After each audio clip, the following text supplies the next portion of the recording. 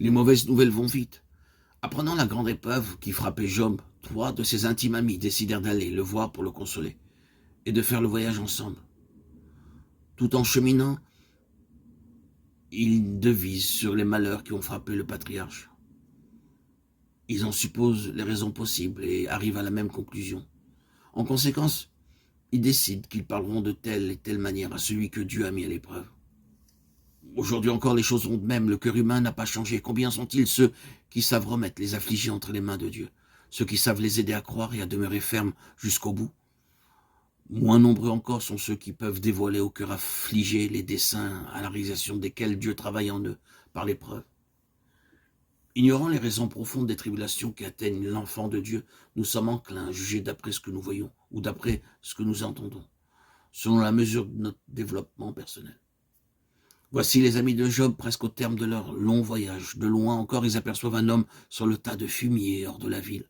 Quoi? Est-ce possible? Serait-ce Job? Job, le plus grand des fils de l'Orient?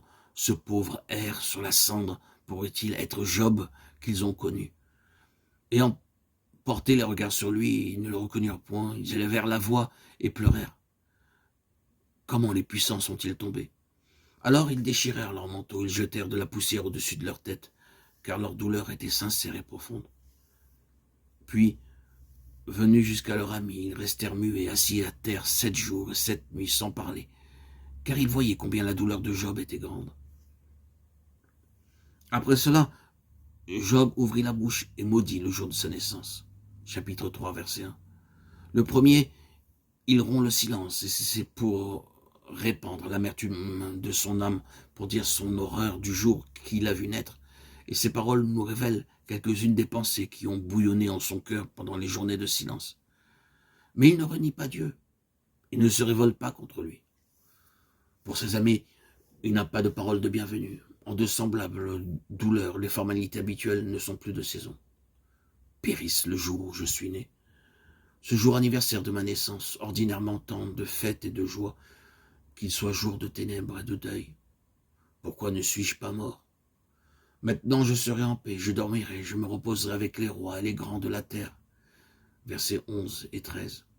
Dans le sépulcre, ceux qui sont las reposent. Les méchants n'exercent plus de violence, les captifs sont en paix. Ils n'entendent plus la voix de l'exacteur. Étrange à dire, à l'heure des grandes afflictions, l'âme se tourne vers la mort comme pour y chercher un refuge. C'est assez, prends ma vie, dit Élie à l'Éternel, alors que, tombant de fatigue, il s'est étendu sous le genêt. Ce peuple est trop pesant pour moi, tue-moi, je te prie, demande Moïse à l'Éternel, alors qu'il est comme terrassé par l'amertume et la douleur. La mort vaut mieux pour moi que la vie, dit Jonas à Dieu, parce que ses jugements ne frappent pas une Ninive repentante. Et depuis combien de serviteurs du Très-Haut se sont écriés dans l'angoisse de leur âme, je voudrais être mort.